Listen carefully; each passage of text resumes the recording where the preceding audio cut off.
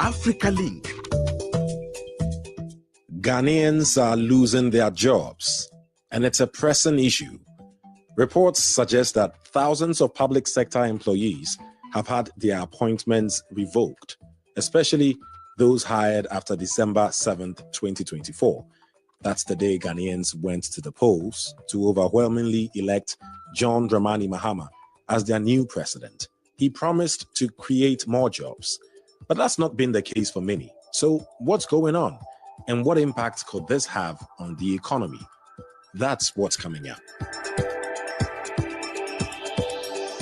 I am Eddy Micah Jr., and you are welcome to Africa Link, the podcast connecting you to the stories that matter. Africa Link, every weekday here on DW.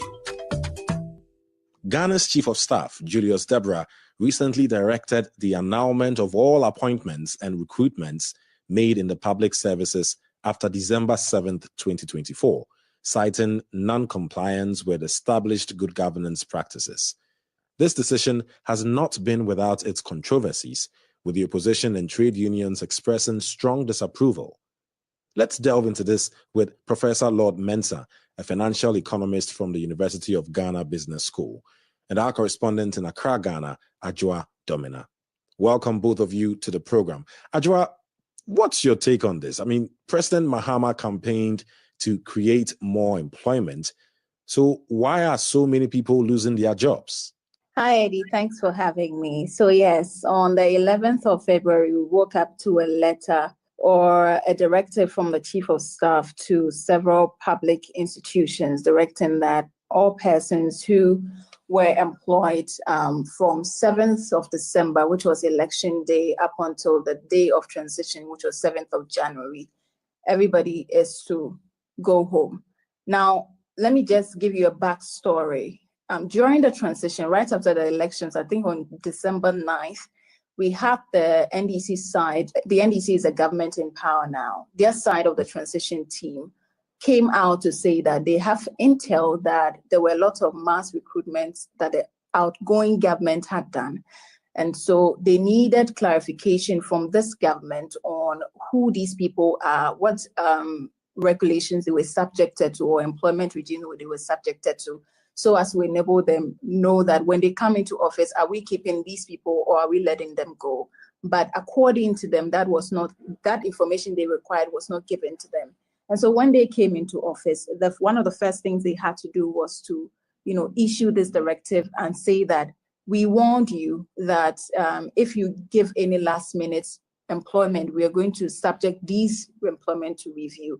But what is happening currently, at least from what we have seen from the lawsuit that has been filed, is that there are a number of people who have lost their jobs, so far about 3,000 and counting. And some of these people claim that they have been employed as far back as August 2024, and we have not been put on the payroll yet. And this was one of the letters that came from the Education Service indicated that if you have not been put on the payroll as of the day the letter was coming, this was around ending of January, then we're going to let you go. But people have made the argument that for people in the education sector, for instance, it takes a while to fully roll them onto the payroll. So would you not, being unfairly treating them if you indicates that you're letting all of them go? So indeed, there's been a lot of back and forth between the NDC, the opposition party, and then some independent individuals as well who think that, look, the public sector is already bloated. In fact, the former finance minister, who is now a subject of criminal investigations anyway, has said that the public sector was bloated. And so people should look into going into entrepreneurship. And also we have an IMF program in place, just to wrap up. And in that program, we do know that there was a restriction placed on mass recruitments unless they are of essential services. So some individuals who are neutralists are claiming that already we have an existing problem of a bloated public sector. So why add more to it? So it's just split opinions right now in the country, Eddy. Mr. Mensah, let me come to you. I mean, look, you've heard, what's going on. You've heard a submission from Adwoa. What do you make of what's going on, really? Yeah, I'm not surprised at all. I mean, to see such a thing happening. If you look at country like Ghana and you take into consideration the economic situation, obviously any attempt to add on to the payroll, which builds up into expenditure, will be kind of a problem. If you break down the expenditure side of the budget of, Ghana, you'll come to realize that wage bill alone, salaries and compensations, let me put it that way, and then, debt payment, which are more or less non-discretionary, expenditure that the government has no control over. It's taking more than 50% of, the expenditure lines. And it tells you that without, corresponding production, that will build up into revenue generation. And so effectively, no government is ready to employ, unless maybe a government that, is about to exit, is preparing to more or less set up, I call it economic bomb for the new government that would want to take over, more or less to trap them, to incur more, salary payment going forward. And that would more or less derail government performance.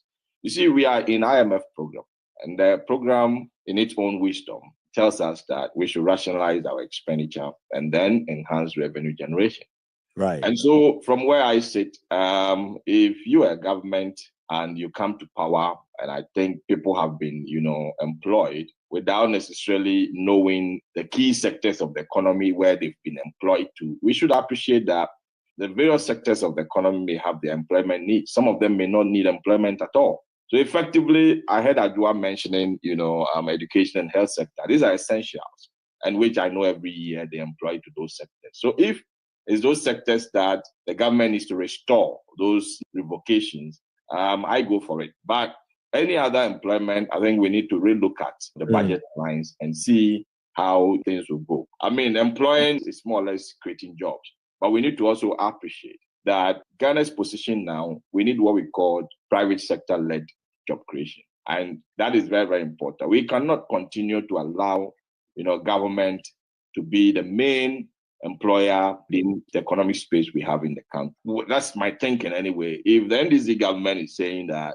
they want to create, more jobs, I believe and I presume that probably they're thinking of making sure that the economic fundamentals are right for the private man to thrive. And as a result of that, the private man can be employing to grow, their businesses. So let me see if I understand exactly what you say now, and to try to, sort of summarize all that I've heard. So on the one hand, people need to be employed. This current government, and in fact, every government that comes in says, we need to create more jobs for people, right? And then this government comes in and then revokes the appointment of many in the public sector that was done by the previous government. And now thousands of people, according to reports, have lost their jobs. And you say, well, okay, if the government is the employer, that is now becoming challenging because of Ghana's current economic situation. So rather, it is the the private sector that should be employing people. But then we're still now talking about thousands of people that have now lost their jobs. Surely that cannot be good for Ghana economically. We have to be careful when we say they've lost their jobs, because at least when you are picked on a job, for the first few months, you're on probation. We need to understand that. And within the probation, anything can happen. You may not be, a permanent worker until you finish your probation. So most of these workers, they were kicked off during their probation period. And again, I think we have to appreciate what is happening within the country. We cannot continue to burden the government with employment. Well, that's fair enough to say, right? All the pressure cannot be on the government. But then, as you say, the government then has that responsibility to make sure that the environment is conducive enough for the private sector to then employ more, which is what, with your expertise you're alluding to. But that, for many people, is still not the case. So let me just ask you straightforward, what do you think is the economic impact, whether good or bad, on the current situation where, you don't want to call it people losing their jobs, but, well, they had the jobs, now they don't have it anymore. What could be the economic impact of that? Well, we may have to look at it from the large, the macro scale impact, and then also look at the micro scale impact. What I mean by this is, at the individual level, what does it mean to the person? I mean, it has to do with welfare situation. Of course, when you have hope that you've gotten a job, obviously you're going to make some decisions, maybe contracting some, maybe mortgages, or maybe tend to buy some items in anticipation that you have a permanent job now, you'll be paid. All these things are going to happen, turn up that, look, at the end of the day, the situation that you anticipated is not what you've seen now. It brings uncertainty. And then also, I mean, at the individual level, it affects the people when you don't have income. Your life is something else. At the end of the day, at the macro level, we have to look at some of the possible, taxes that the state will be losing as a result of energetic and active, people who have been out of job. I mean, for all these years, and recently they've been employed and then losing, all this energetic, and they're out as far as the economic output. So probably what I would say is that it's one way or the other, it reflects on the growth of the country. At the end of the day, the gross national output of the country that we are recording, which we seem to be jubilating, if we employ all these people into, the employment network, I think we can do better as far as our economic growth is concerned, and then the output of the production of the country is concerned. So from where I sit, the country is losing. So overall, it seems you're saying this is not overall good for the country. It's not good for the country, but then the government is also hands tied. We have to be careful. Like I mentioned earlier, the wage bill is bloated. And as we speak, no government may want to do anything to derail, the IMF program that we have. I mentioned, expenditure rationalization and then cutting down expenditure. So if the wage bill that is taking more than 50%, remember, if we turn up to increase the wage bill, which is taking more than 50% of our, expenditure, it will affect capital expenditure. At the end of the day, we'll end up, paying people who are not producing, and then, forgetting that those monies that we are paying them could have gone into road construction, could have gone into building hospitals, could have gone into things that will make the people better. So it's kind of a win-win situation. I have a bit of quantitative background. It has to do with how you can optimize your allocations and be efficient when it comes to your expenditure. Okay. Adwoa, let me come back to you because it's a quite interesting and detailed explanation that Professor Mensah has given us. But for the people that have been affected, it is definitely bad news, isn't it? We're talking about the affected individuals, labor unions, labor analysts, a lot of people that are trying to come to the rescue of those that have been more or less laid off, one can say. What's overall been the general reaction to this? So the general feel is that the government needs to provide specific reasons that it's basing on to relieve these people. Because if you say that we are letting you go because your appointment was not subjected to the right procedures when it comes to public sector employment, then what are the right procedures? Is there going to be a review of all of these appointments, or once you fall under the bracket of the timelines we have given, we are letting all of you go without giving necessarily reasons for these terminations? People have also asked questions about, will there be re-employment? Because if you're giving the bloated public sector to be a reason, then it means that in your government, there's going to be limited instances where you're employing other people. So those are all questions people are asking. Now, in terms of action, we've seen some lawsuits flying around.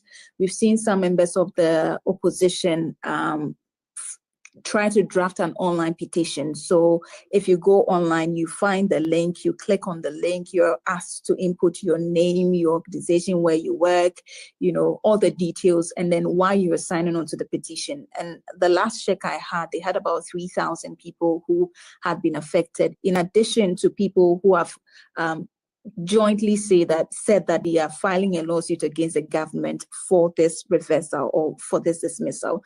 Now, we've had the minority in parliament also call for a probe on the parliamentary level. The minority leader asked that the speaker institute a probe to inquire into how these people were dismissed, but then that was shut down because the majority leader says this is a subject of the court because it has already gone to the Supreme Court. And so until the court decides on the matter, there's really nothing that can be done. But on the labor front, we've had the Trades Union Congress also call on the government to halt the mass reversal dismissals because they believe that it's going to have severe impact on the economy. And I think Prof has done justice to the impact that it's going to likely have on the economy. Right. Labor analysts, however, are split. There are some who say that the government reserves the right to subject these appointments to the strictest scrutiny because they are going to pay them. And if the economy is not in a good shape, then they have every right to revoke these appointments, review them, and if possible in the future, there's a room for re-employment, then that can be considered. There are others who have also said that, look, the fact that the New Patriotic Party government did it when they came into office does not mean that the current administration should do. In fact, there are some who have pulled up receipts indicating that the current president had criticized a similar action by the former president in 2017 when he had reversed all the appointments he had made. And so people are just saying that, look, it's going to be a never-ending cycle if we're going to take this route and say that we have come into office. And so the last minute's appointment, we are going to deem all of them as political and reverse it. So those are generally the sentiments and the action that people are taking around this, Eddy. Yeah, and then quickly on this, Adwoa, I mean, that's the challenge, isn't it? To what extent is this politically motivated? And, to what extent is it just the way it is? Again, based on what Professor Mensah said earlier, that at the end of the day, government is employing too many people in the first place, so some just have to go. How do you know the difference between what is politically motivated and what is just the right thing to do? Although, of course, it affects individual lives. The truth of the matter, Eddy, is that you will never know because as per every policy that comes in the country, you have split opinions. You have members of the ruling party defending the decision. You have members of the opposition party kicking against the decision. And then you have the neutrals or so-called say that, okay, this is how it should be or that is how it should be. But to the extent that every government that comes into office, at least if my memory serves me right, since the 2017, we've had this incident recurring. And so you would say that, especially because there are certain utterances that members of the transition had made and said that, look, you have reversed our appointment. In fact, there was a minister of public enterprise, minister of state in charge of public enterprises during her vetting, who said that her appointment was revoked by the outgone government, the former government. And so these things are quite usual. And so and that's how people are able to link it to say that, okay, once there is a change in government, you usually see that these things happen, but you can't also take it on the face value. Just as Prof has said, the government is tight. We are under an IMF bailout. And so there are lots of conditionalities that are attached to it. The reality of the economy is not good. And that was what the president said at the last State of the Nation's address. And so if all of these considerations are anything to go by, then people will say that the government is within its right to review disappointment. The people who have been sacked are also within their rights. Mr. Mensah, one of the key things that has stuck with me that you said is that at the end of the day, there's clearly a problem. The government is the major or the main employer, and that is not helping. Long term, that is not good. And so the private sector should be empowered. So I want us to hit a bit more on that, right? Because this is just really throwing the spotlight on the current situation in Ghana. What needs to be done now to make sure that those that are, losing their jobs and the many more that are unemployed in Ghana end up with jobs, especially from the private sector? Yes, I will answer your question, but then let me this current question, but let me delve a bit deeper into some of the things you asked, Adwoa, that I feel like I have something to say in there. So when you ask whether a job that has been given by the government is politically motivated or not politically motivated, you have to look at, the expertise of the people who have been employed and the areas they were placed. As far as I know, every government, before they come to power, they have what we call manifesto. And the same manifesto builds up into, policy. And the policies will determine the expenditure lines of the government to determine which areas of the economy that the government must employ to ensure that they deliver what they promised, Ghanaians.